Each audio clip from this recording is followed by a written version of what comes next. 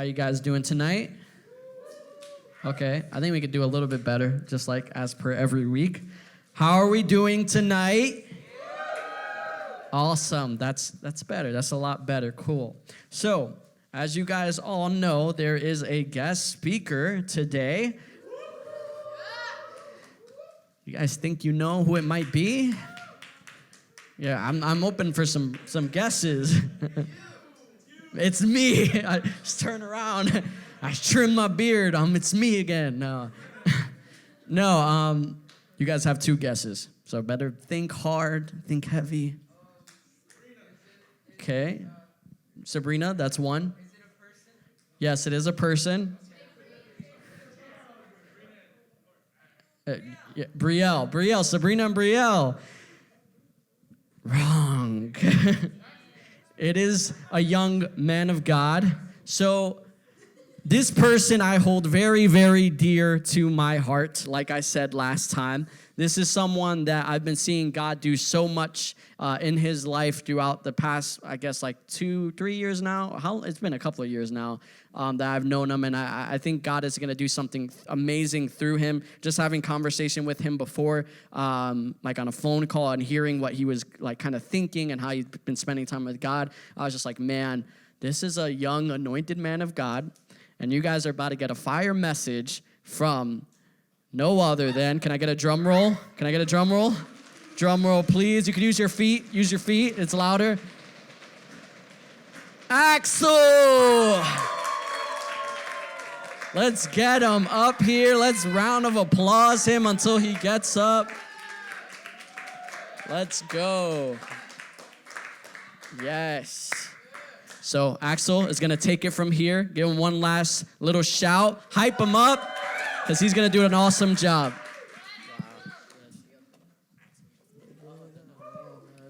Hello. Oh, man, I'm nervous. Guys, I've been nervous. I'm excited. Not nervous, excited. No. Huh? Oh, yeah. Guys, I'm excited. I really am. George asked me to preach at the beginning of the month, and I immediately went to a no. I was like, I'm not doing it. And God was all like, yes. And I'm like, no. He's like, yes. And so here I am. I mean, it's crazy. A little bit about me real quick, just how everyone starts their sermons, a little bit about them. What I'm into art, I'm into music. I love God. I mean, it's pretty evident. How long I've been at youth? I've been at youth for 3 years. And 3 years? Yeah, close pushing 4. It's kind of crazy. What my current position in life is. I wrote this down because I thought it was important to share. I'm currently a sophomore at Kane University. I am so nervous right now, guys. I am so nervous. Currently a sophomore studying architecture. Grew up in Roselle Park, and I am so excited to talk today. All right, so what are we talking about? I didn't like what we were talking about. See, at the beginning of the month, he was all like, hey, I want you guys to... he's like, I want you to preach about your testimony. And I was like, no, I always thought of my testimony. Oh, I kind of need a timer. Hold on, because I cannot gauge my sense of time. But I remember him being like, hey, I need you to share your testimony. And I was like, I don't know how I feel about that, because I don't know about you guys, but testimonies are really personal, right? Am I right? Please. Yeah. All right, cool. I need feedback, guys. I need to talk to you guys. I can't do this. All right, so he asked me to share my testimony, and that kind of sucked a little bit, because I was like, whoa, this is not cool. I'm ranting. Let's keep going. So I was like, yeah, sure, I'll do it as long as you, and here I am questioning him, being like, hey, I'll do it as long as you do. No, but I was like, as long as you give me a reason. Like, I know there has to be a reason for why you want me to share this. And he's like, yeah, there is a reason. And that is the title of this message, and it's called Hope and Healing, guys. I'm really excited, so let's just jump right in, because there's a lot to go about. Oh, boy. All right, thank you. Hey, yo, any chance we could, like, dim the house lights a little bit? Walter, can we dim the house lights a little bit? I feel so in the... Oh, I don't think that's a bad thing, but okay, come on. No, so I was born in Elizabeth. I'm just gonna kind of run through real quick. Lived with the fam there till I was about 3 years old. After that, I moved to Roselle. I lived there in a 3-floor house. I lived there with my grandparents, my parents, my brother, my aunt, and myself. And it was kind of crazy. I mean, that's a lot of people for one house. You can imagine chanclas flying across the room and stuff, and you're just like, I'm serious. It was crazy. But the reason I'm explaining this is because it leads me to, I'm going to share with you guys, when I say my testimony, I mean 3 of the most dark moments, but they end up coming up to be the pretty most beautiful moments of my life. And that's kind of what I'm sharing with you guys and it's a lot, so okay, bear with me. So, my first memory as a child, I kid you not, I can't make this up. My first memory ever, all right, it's kind of getting sad, okay? It was my mom passing away. August 18, 2006, I have the date right here. My mom passed away, and I was too young. I was like 2000, I was born on 2000. So when I say 2006, I'm 6 years old. When I'm saying 2013, well, actually, that doesn't make sense. Okay, you get the idea, though. I'm 6 or 7. You get the idea. So, so I was six-ish around the time my mom passed away, and you don't really start memorizing things until the age of 7, let alone traumatizing things. You know, psychologically, your brain is literally hardwired to forget some of those things. And so I don't really remember much, if I'm being honest. Just very, literally, like if I could explain it to you guys, it's like snapshots. It's like images, specific images that I felt, that I remembered about that moment. And, ooh, voice crack. There was 2 specific images I remember, and that was one of me waiting at the hospital, and then one of me seeing her for the very last time. And it was tough. It was sucked a lot. Like, and I mean it. Like, it hurt, man. I mean, ooh, I'm not gonna ask that. I was about to say, who here? No, don't raise your hand. That is personal.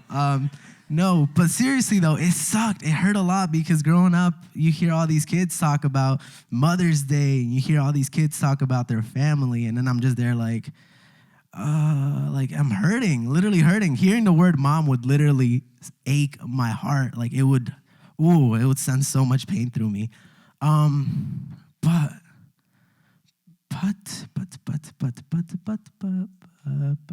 I'm not gonna go there yet. But okay, let's keep moving forward. So yeah, I remember those 2 images, and it was tough. But I was tough. I was tough back then. I was like, you know what? I was also little, so I had no idea what was going on. But I was tough, and I told myself it was just life. I was like, it's circle of life, guys. It's perfect. I still had a family who loved me a lot, and that helped so much throughout that process. And so, yeah, for the next 3 years, I was kind of just pushing through, trying to pile through this big thing and, you know, keep living life. And, you know, saying them back to back almost feels like it was like terrible thing after terrible thing. But there's good moments that happen 3 years. You're not suffering for 3 whole years, but you know what I mean? It's very much a part of your life. And that was it. 3 years of just, I don't know what I was doing at that point. I don't know. I was a little kid. I don't really know, if I'm being honest. But we move on to the second one, and this one hits a little harder for me because I was a little bit older. I'm 9 years old at this point, and this is August 16, 2009. By the way, I was writing down these dates, and they all fell on August, and I was just like, listen, I'm not over-spiritualizing, but that's kind of crazy. I just thought it was crazy. But yeah, August 2009, that one hurt, guys. I might actually choke up on this one a little bit. But, I'm 9 years old. We're all hanging out all at night. And then we're all hanging out as a family, doing what we do outside. It was a chilly night. And I remember going up to my dad, and I was like, hey, I don't want to sleep alone tonight. I want to sleep with you. And he's like, cool. Not in a weird way. It was just like a cool way, you know? I was like, yo, sleepover. So I'm like, yeah, I want to sleep with you. He's like, of course. I had no idea those were the last words I was going to share with him, guys. And I don't know. You guys may be looking at me right now and being like, why is he jumping while talking about this? Why is he smiling? Because, you guys don't know. But, okay, we'll get there. It's not all smiles, though. Don't be fooled. It hurt a lot, man. It hurt a lot. Yeah, those were the last words I shared with him. He suffered a heart attack that night while we were sleeping, and that messed with me a lot because I was like, oh, snap. Like, I blamed myself for it. Like, instantly, I was like, I could have woke up. I could have done something about it. You know what I mean? And so, man, did it hurt a lot. Yeah, it hurt so much. And I remember so many things falling apart from there. By the time I lost my mother, I was 6 years old, and I kind of heard God, like the word God said here and there. Like, I remember it actually very vividly. By the time my father passed away, I remember sitting in the living room and them strolling them out, and me just being like, all right, God, if you're real, heal him and bring him back. And that did not happen, like I kind of already said. And so this is the crazy part, guys, I promise. Crazy part is I instantly hated him. Like, I was like, I hate you. I hate you with everything I have. I don't believe you're real. If you're real, I don't want anything to do with you because you basically stole the two very things that meant the most to me. And that, oh my God, that was just crazy because it's just like, I was in so much pain. I didn't understand it though. I didn't understand it. Man, let's keep moving forward. I lost both of my parents. Someone needs to step in to take custody. And so my aunt stepped in. She took custody over me. And oh man, that was fun. Something good came out of that. I literally wrote it down, and I know some of you guys are gonna be like, hey, but literally the year after that, Ian was born. Who here knows who Ian is? Yeah, that's my little cousin. That's my aunt who took my custody. That's her son. And he was born, which was cool because I was excited. I was like, all right, this is cool. I have someone to bully. I have someone to be mean to.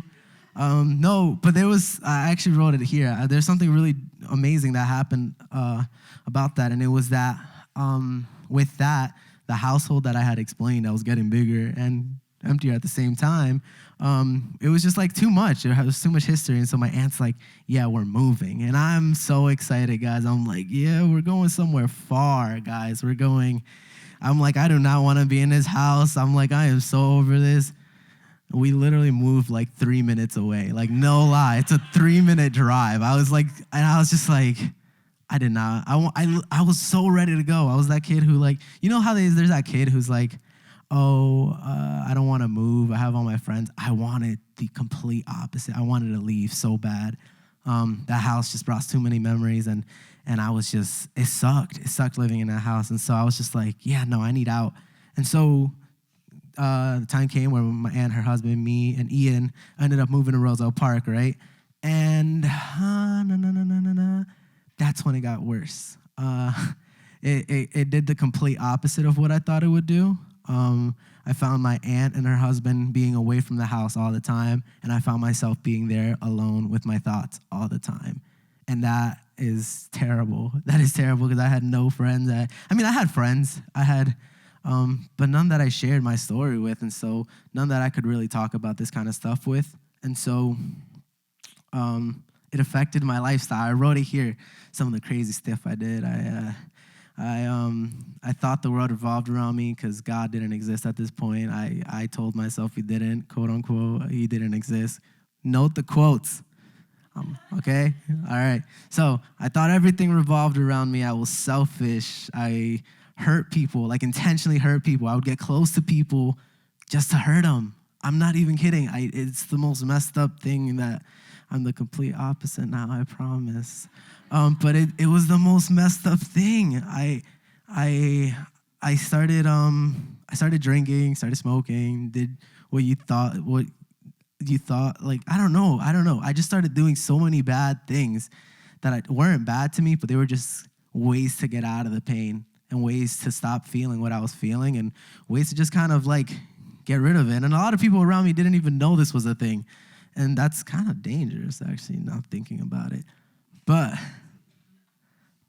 something cool came out of moving to Roselle Park in high school, freshman year. And I'm going to call her out because she deserves to be called out. But Angelina Resney pretty much was like, hey, come here, I got you.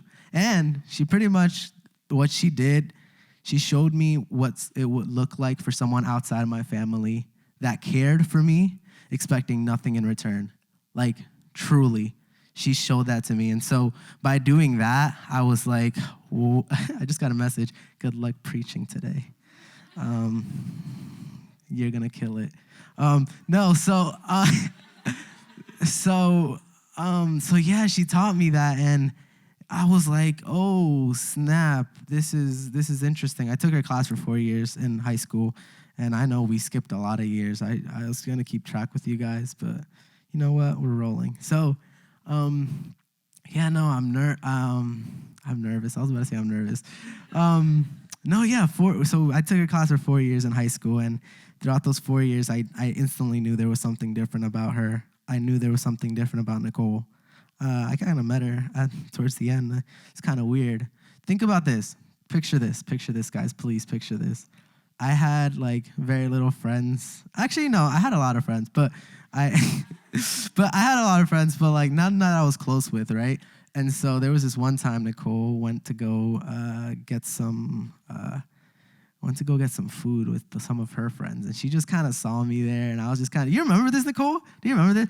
Yeah, they went to Blaze. I had never spoken a word to her, ever, but I think she saw I was feeling kind of awkward. I was just kind of hearing them talk about it, and I was just like, and then she basically like, wait, did I ask you if I could come, or did you, no, you asked me, right? Okay, cool. I'm just making sure. I'm like, wait, did I make this up? No, she asked me to go with her, and I was just like, yeah, sure. So here I am driving down the parkway, like with a random car, just going to Blaze, and I'm like, what's happening? And I was like, I don't know. But it was crazy because I met people like Nicole, and I met people like Ange, and then I even met so many cool people that honestly, I just didn't know how to describe it, but there was something different about them.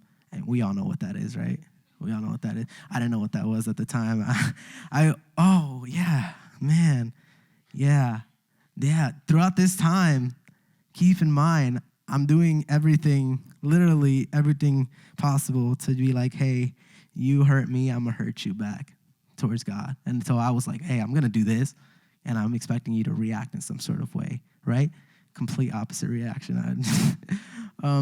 But fast forward 2017, that it was crazy. And I know I'm brushing through these very quickly, and I hope that one day I can, explain to you guys these one by one and really get into the details, because, man, they are crazy. There's so much. I am flying through this.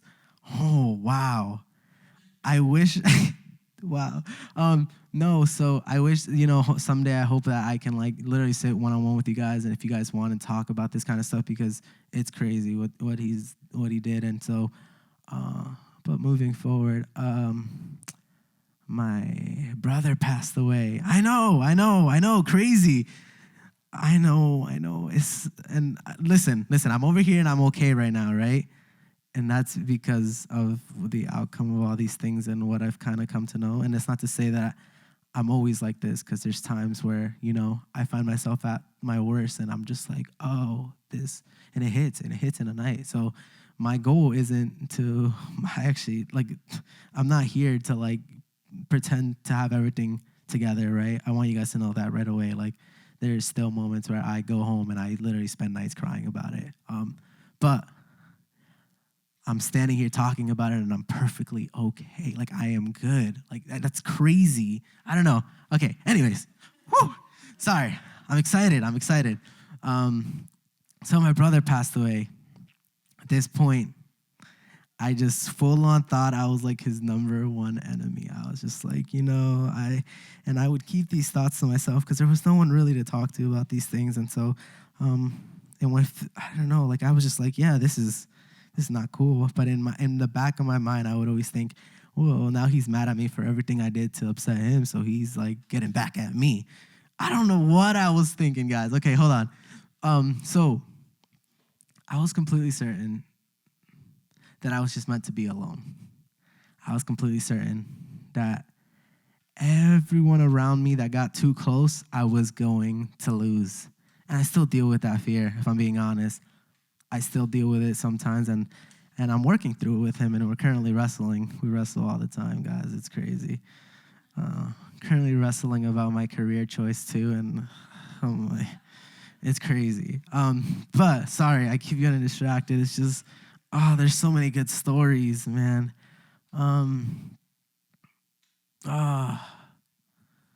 Yeah, so he passed away, and I just felt so alone at this point, and I was just like, what's going on? Like, I felt numb. I went home, and it would be the same feeling, and I just didn't know what to do with myself, and oh, man, it sucked, and I don't know, I'm excited right now. I don't know, like, I thought I was going to be over here, like, but I'm excited. I'm excited to share this with you guys. I really am, because man, I thought, you see, I had no idea what he was doing all along, and I'm not convinced I know the whole image, if I'm being honest. I like to think I do, but I know he's going to work generational things out of that are way beyond me. And so I'm just like, all right, I'm numb. I'm like, I literally don't know what to do with myself. I don't know who I am. I act differently towards different people. I have so many different faces. I'm like, I'm walling out.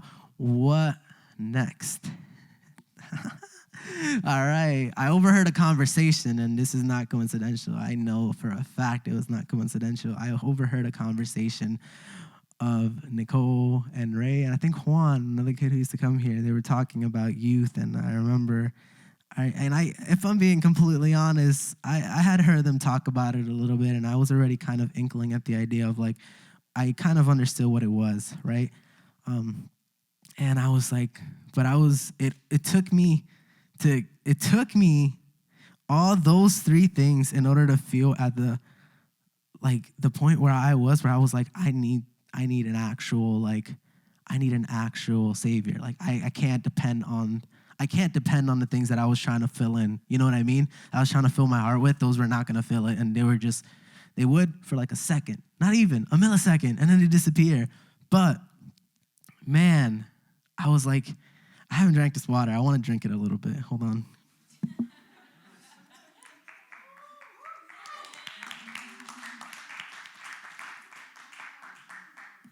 Guys, we're killing it. No, seriously though. I overheard her talking about youth, and I was like, that's so dope. I was like, I did not say that. I don't know why. I remember saying like, I remember mentioning it to Ange, and Ange isn't allowed to tell me. She was my teacher, so she's not allowed to be like, hey, you should come. Like, that is, I just realized this is being recorded. All right. So Nicole's like, hey, you should come to youth. As if, someone hadn't told her or whatever. I'm sure she wanted me there anyways, but so I'm like, I was like, and I kind of was like, I'm pretty sure I said I wasn't going, right? I said I wasn't going. I was like, nah, I'm not. Like, I got stuff to do. I Ubered myself here. I was like, I was home, and I was just like, I'm gonna go. If I'm being real, I'm just like, I'm gonna go. So I Ubered here, and I was like, I just showed up, and I remember seeing them in the front. This was May 24, 2018. It was the first time I showed up at youth, and I checked the Instagram post, but it's crazy because, no lie, I had instantly felt God in this very room, man. I'm being completely honest. I had instantly felt him in this room. Like, I'm not claiming for him to have healed all my problems at once, but I knew there was something different. And at the beginning, I associated it with this room, so I was like literally dying for the next Friday. I was like, when's it gonna come? And I showed up, and he would meet me here. And then again next Friday, I'm like, and I showed up, and he met me here. And I was like, whoa, this is kind of crazy. And little by little, he started to reveal things to me. And we started talking, and I started having conversations with him outside of these however many walls are here. I hate when they say 4 walls. It's not 4 walls. There's so many walls.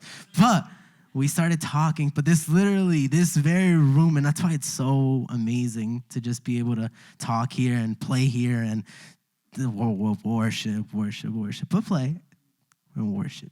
But it's so amazing, seriously though. It's so dope because I knew how much this meant to me at some point. This was literally, they say like, the church is supposed to be a hospital for the broken.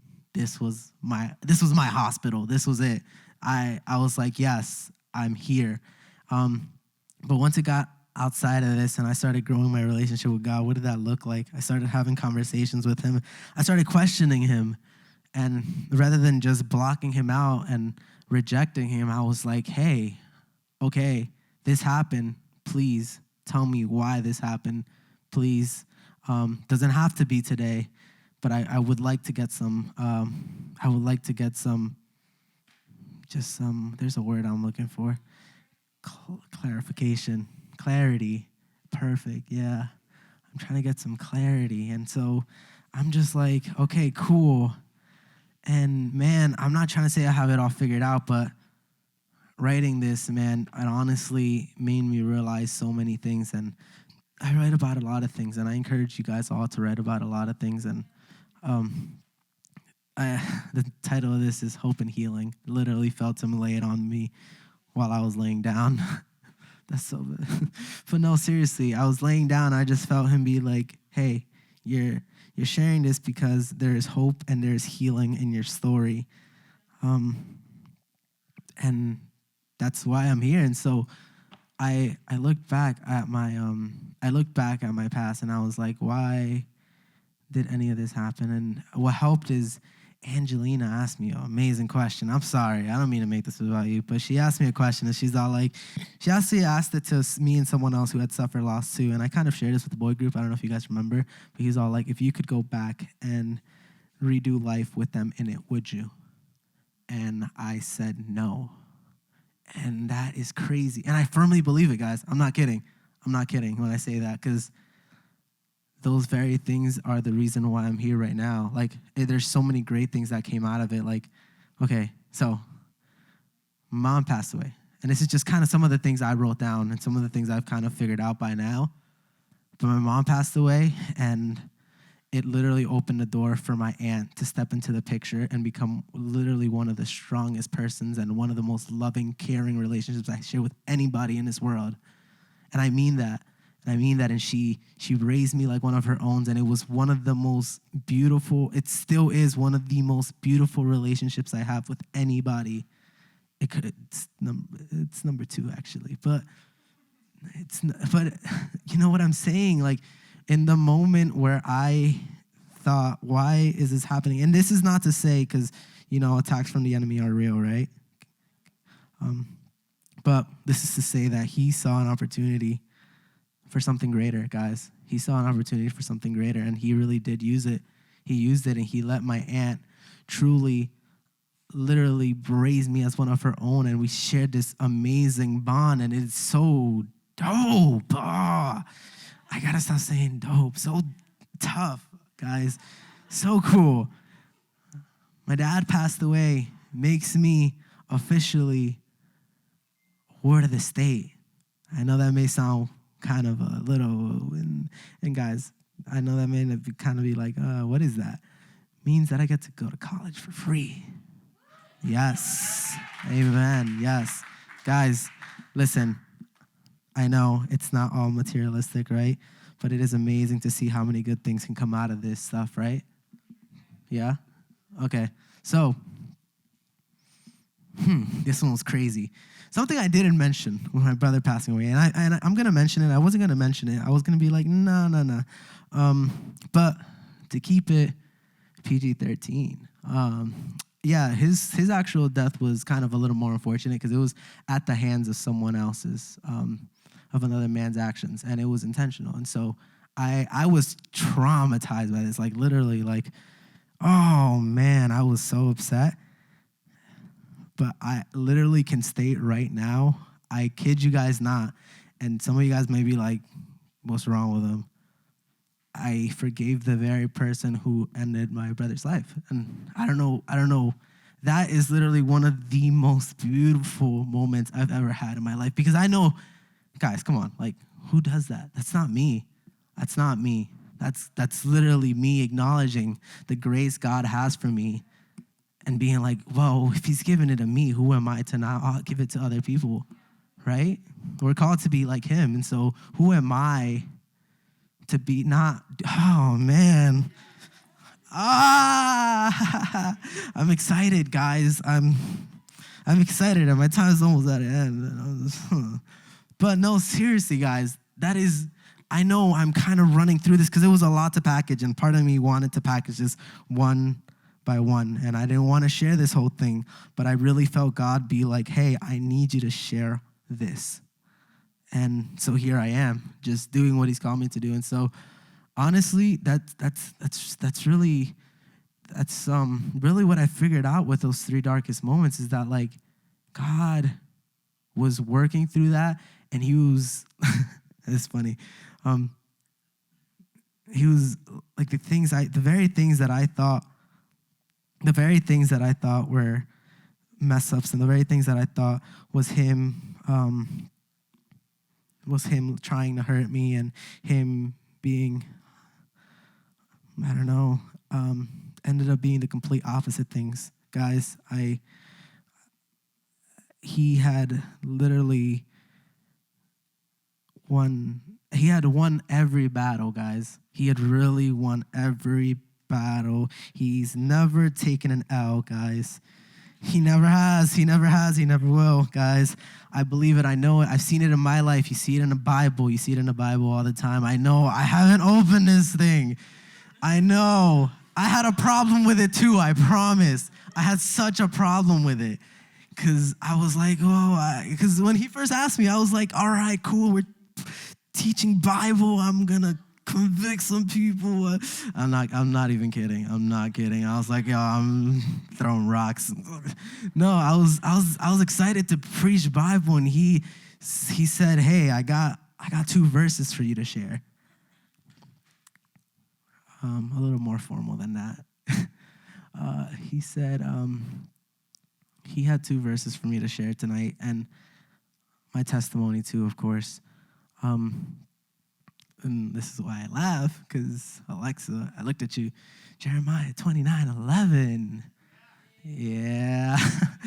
For I know the plans I have for you, declares the Lord, plans to prosper you and not to harm you, plans to give you hope and a future.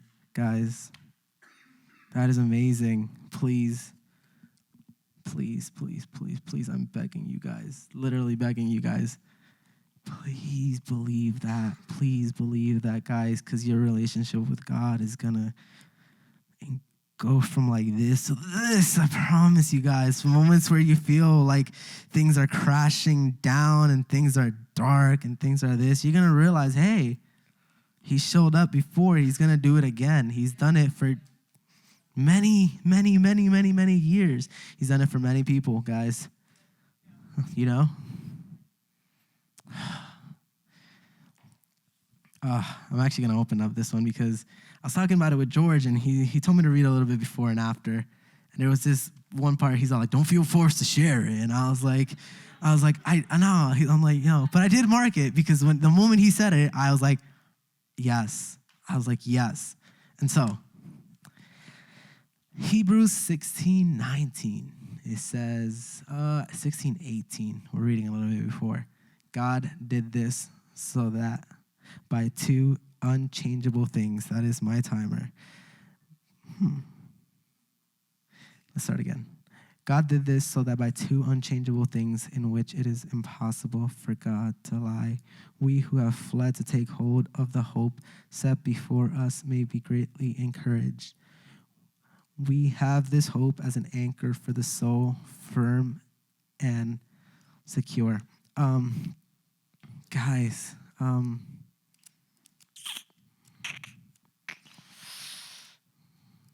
that is crazy. You see, man, I don't know how to drive this home. Be quiet, Siri, please. I'm trying to have a moment here, guys. Seriously, guys.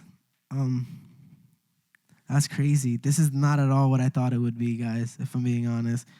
This is not at all what I thought it would be, but I know this is what he's called me to do. And so here I am. And if there's one big takeaway I want you guys to know is that, like, guys, when it gets dark, talk to God. Talk to God. Talk to God. Believe what he tells you. Fully believe it with all your heart, guys. It is literally factual, anything that comes out of his mouth. When you get to literally tell his voice apart from yours, apart from the enemies, apart from others, man, does life go up. You can start having conversations with him all the time, guys. All the times. Anywhere. I was going to crack a joke, but no, I'm serious, guys. It is so important. You can start having conversations with him anywhere. And if there's like one, and I named this sermon Hope and Healing because that's literally what it's felt like my testimony has been. It's felt like I've just been, healing, hoping, hope and healing. But all of that is possible by your faith, guys. All of that is possible if you really believe what is in this book is truth, guys. I'm serious. You have to believe it. If you don't, then it just doesn't make sense, It's not going to work. You guys have to believe it. And that's it. That's all I had for today. I mean, I'm just so happy. This kind of didn't go the way I thought it would go. I thought I'd be in tears, but man, I am so happy it went like this because it really does show how much he's worked through me and how much, he can turn a situation upside down and really just use it for his benefit. And you know what I mean? Man, that's all I got for you guys. Thank you, guys. Thank you. No, I don't know. That's all I got.